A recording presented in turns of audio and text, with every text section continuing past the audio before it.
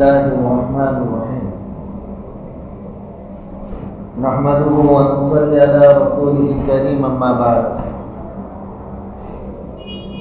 أعوذ بالله من الشيطان الرجيم بسم الله الرحمن الرحيم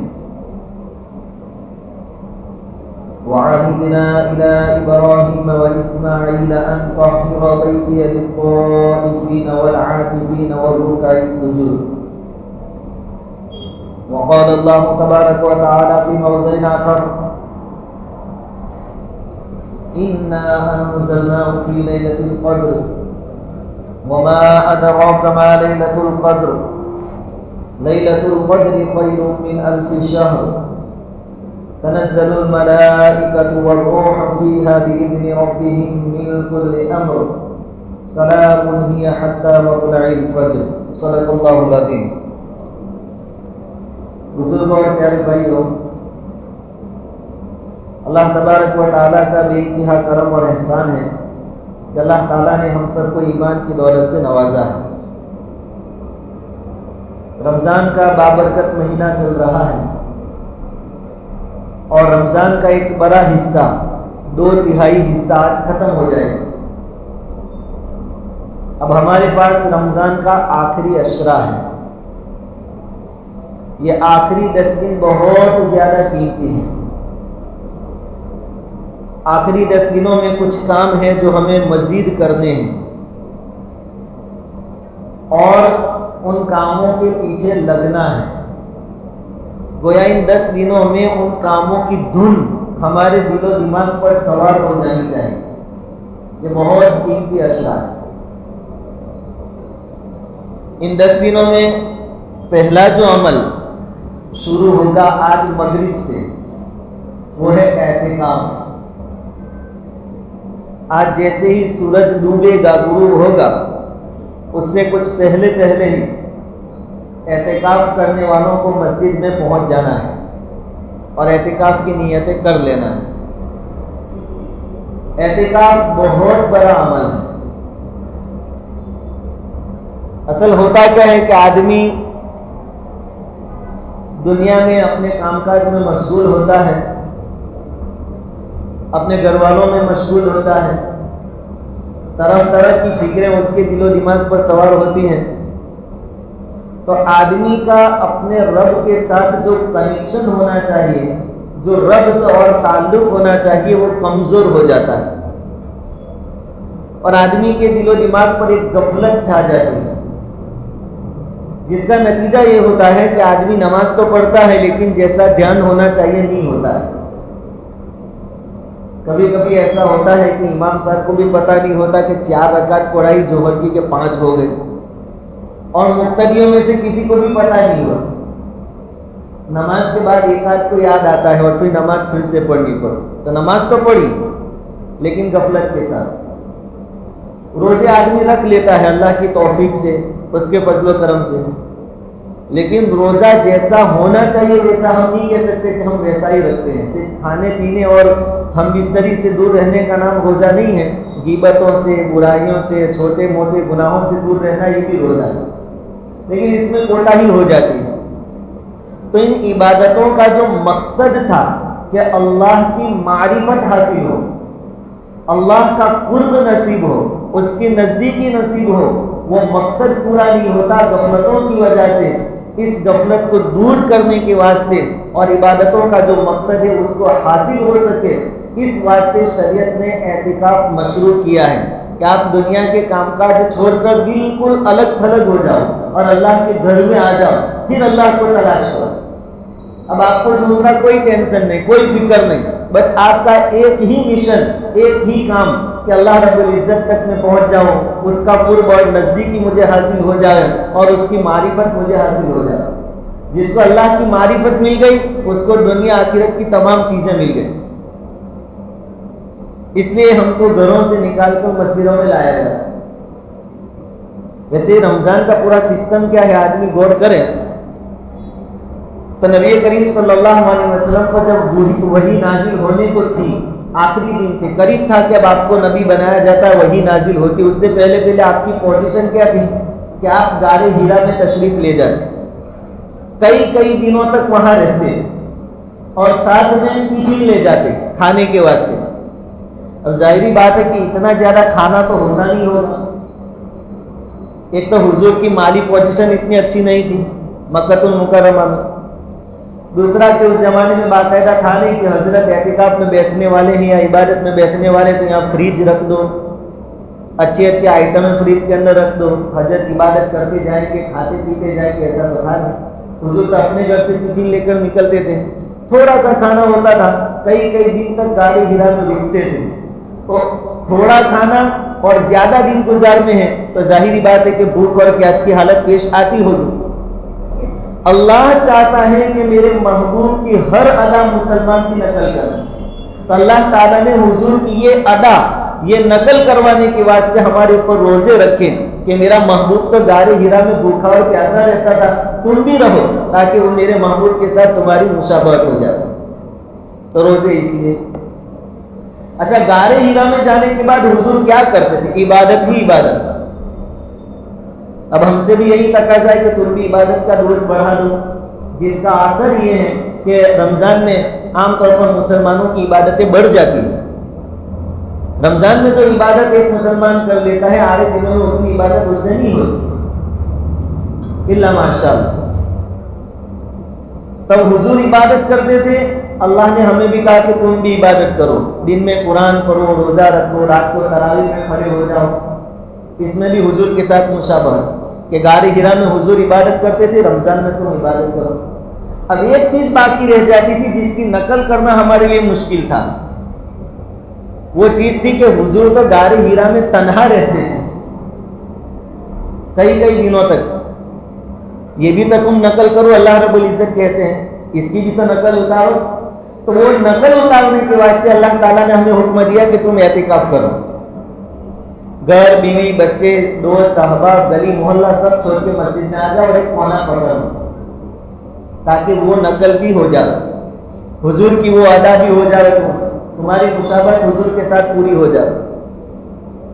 اب ایک طرف شریعت کی تعلیم یہ ہے کہ شریعت ہمیں یہ نہیں سکھاتی کہ ہم گھر سنسار سب کچھ چھوڑ کر جنگلوں میں چلے جائیں, بالکل تنہائی میں زندگی گزاریں. کہاں کہ یہ نہیں.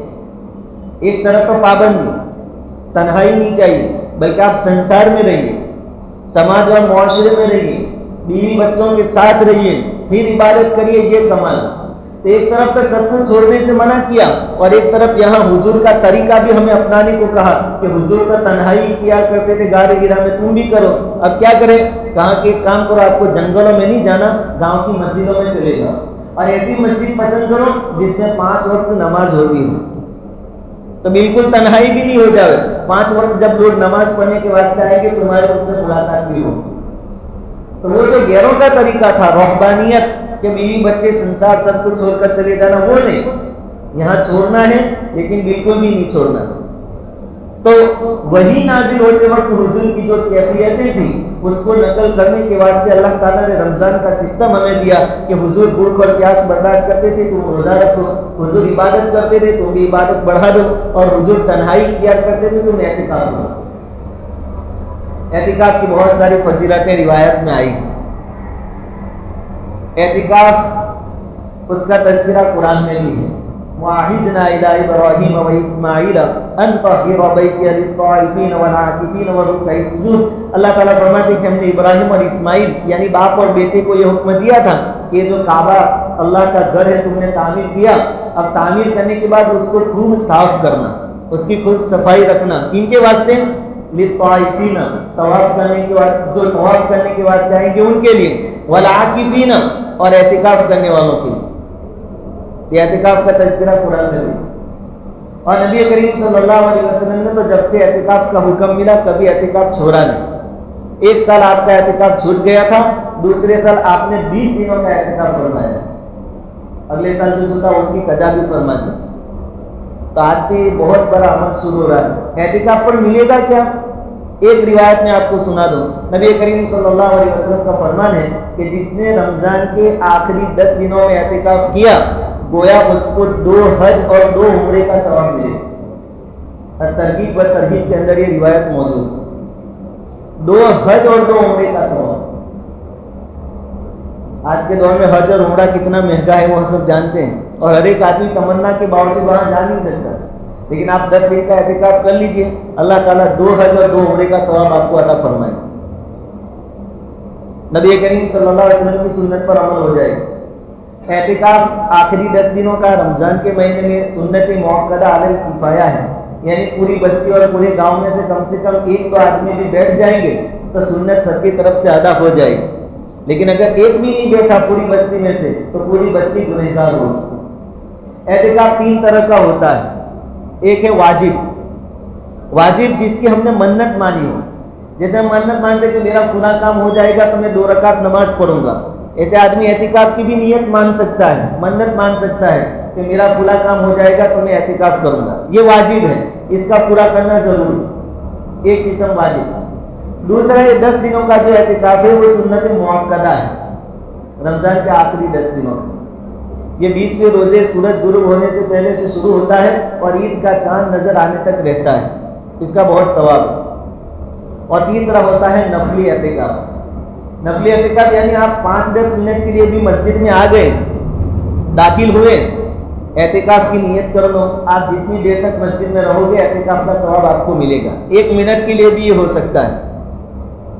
آپ اپنی کوئی چیز بھول گئے لینے کے واسطے بھی مسجد میں داخل ہوئے، اس وقت بھی آپ اعتکاف کی نیت کر کے اندر داخل ہو جاؤ، ایک تو مسجد میں داخل ہونے کی دعا پڑھنی ہے، دوسرا اعتکاف کی دعا پڑھنی ہے، تو آپ جتنی دیر مسجد میں رکیں گے آپ کو اعتکاف کا ثواب ملے گا۔ یہ نفلی اعتکاف، یہ اعتکاف 3 طرح کا نفلی ہے۔ ابھی ہم روزانہ 5 مرتبہ مسجد میں آتے ہیں تو اہتمام کے ساتھ مسجد میں داخل ہونے کی دعا کے ساتھ ساتھ اعتکاف کی دعا پڑھ لینی چاہیے۔ عربی والی دعا نہیں آتی تو اپنی زبان میں نیت کر لیں، میں نفلی اعتکاف کی نیت کرتا ہوں، اتنا بولنے میں کیا پرابلم ہے، ہم جب تک مسجد میں رہیں گے اعتکاف کا ثواب ملے گا۔ رات کو عشاء کی نماز اور تراویح ختم ہونے میں 1.5-2 گھنٹے ہوتے ہیں، آپ اگر آتے وقت مسجد میں داخل ہوتے وقت اعتکاف کی نیت سے داخل ہوئے ہیں تو آپ جب تک مسجد میں رہے آپ کو نفلی اعتکاف کا ثواب ملتا رہے۔ تو اس آخری 10 دنوں میں رمضان کے ایک بڑا عمل ہے اعتکاف کرنا، اور اعتکاف کے ساتھ ساتھ اعتکاف کی اصل غرض کیا ہے؟ شب قدر کی تلاش۔ یہ آخری 10 راتوں کا ایک بہت بڑا عمل، ان 10 راتوں میں ایک رات ایسی ہے جس کے بارے میں اللہ تعالیٰ نے فرمایا کہ اس میں اگر کوئی عبادت کر لے تو 1000 سال عبادت کرنے سے بھی، 1000 مہینے عبادت کرنے سے بھی زیادہ اس کو ثواب ملے گا۔ اور علماء فرماتے ہیں کہ 1000 مہینے جو فرمائے وہ صرف 1000 مہینے تک ہی لمیٹیڈ نہیں ہے، یہ تو ہم کو سمجھانے کے لیے بیان فرمایا۔ عرب کے وہاں گنتی میں زیادہ سے زیادہ بڑا جو آنکڑا ہوتا تھا، بڑی جو گنتی ہوتی تھی وہ 1000 کی، اس لیے 1000 کی مثال دی۔ یہاں بتانا یہ مقصود ہے کہ بے شمار اللہ تعالیٰ اجر و ثواب دے گا اگر اس رات میں آپ نے عبادت کر، اور پھر اس میں بھی سہولت ہو گئی کہ 10 رات عبادت کرنی ہے۔ پہلے تو کیا ہوتا تھا کہ صحابہ کرام، حضرت ابو سعید خدری رضی اللہ تعالیٰ عنہ فرماتے ہیں کہ حضور صلی اللہ علیہ وسلم نے رمضان کے پہلے 10 دنوں کا اعتکاف کیا، 10 دن پورے ہوئے تو حضرت جبرائیل علیہ السلام تشریف لائے اور کہا کہ حضور آپ جو چیز تلاش کر رہے ہیں وہ آگے ہیں، پہلے جو 10 دن اعتکاف کیا اس میں نہیں تھی۔ حضور نے 11 سے 20 کا اعتکاف فرمایا، 20 پورے ہوئے تو حضرت جبرائیل امین پھر آئے اور کہا کہ آپ جو تلاش کر رہے ہیں اور آگے ہیں، تو حضور نے آخری 10 دنوں کا بھی اعتکاف فرمایا،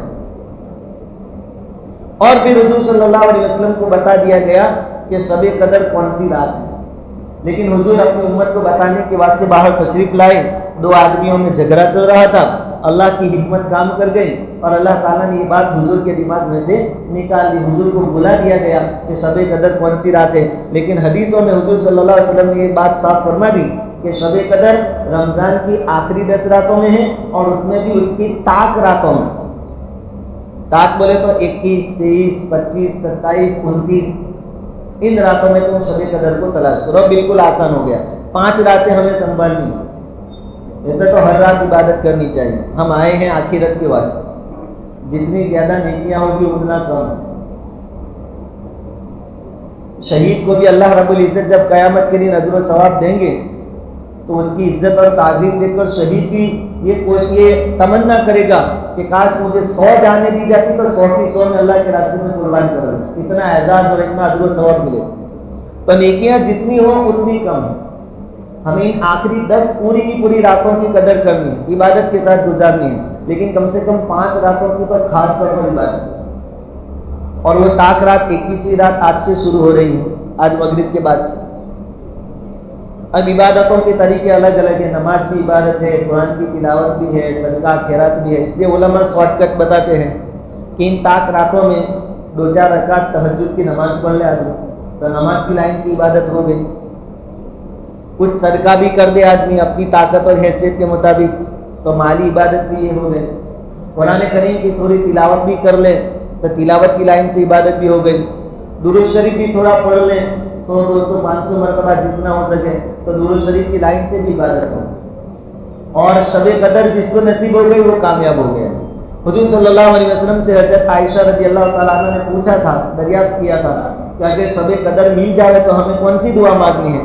حضور نے دعا سکھائی تھی, اللہم انی اسألک العفو والعافیہ. عفو اور عافیت اللہ رب العزت سے مانگ.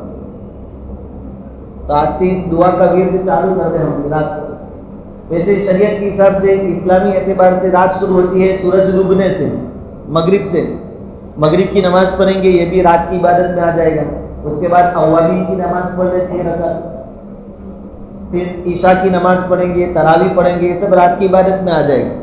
تہجد تو آسان ہے, رمضان کے مہینے میں سحری کے واسطے اٹھنا ہی ہے, اس وقت تہجد پڑھیں. اور خاص کر کے دعا کریں. دعا ہر زمانے میں بہت بڑا ہتھیار ہے ایمان والوں کا.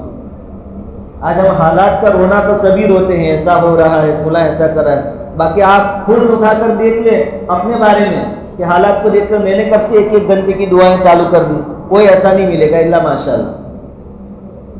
دعاؤں کا اہتمام کریں. راتوں کو اٹھ کر اللہ رب العزت کے سامنے ہاتھ پھیلائیں. اللہ کی طرف سے اعلانات ہوتے ہیں. ہے کوئی توبہ کرنے والا کہ ہم ان کے گناہوں کو معاف کر دیں. ہے کوئی روزی مانگنے والا کہ ہم اس کو روزی دیں. ہے کوئی بیماریوں سے شفا مانگنے والا کہ ہم بیماریوں سے شفا دیں. ہے کوئی بے اولاد جو اولاد مانگے ہم دے دیں. مانگنے پر ملتا ہے, یقین کے ساتھ مانگے. حضرت زکریا علیہ السلام بوڑھے ہو چکے تھے, سر اور داڑھی کے بال بالکل سفید ہو چکے, واشتعل الرأس شیبا, لیکن ان کو اولاد چاہیے بڑھاپے میں 80 سال کے بعد.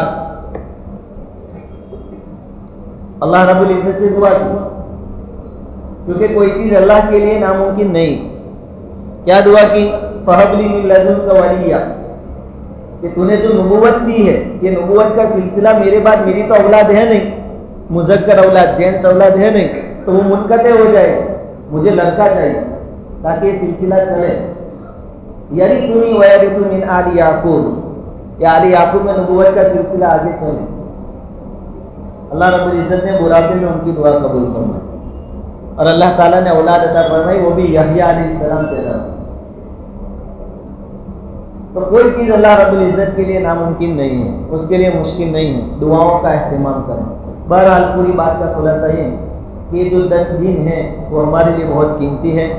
دن میں روزہ تو رکھنا ہی ہے, نمازوں کی پابندی ہے, راتوں کو وصول کرنے کی کوشش کریں.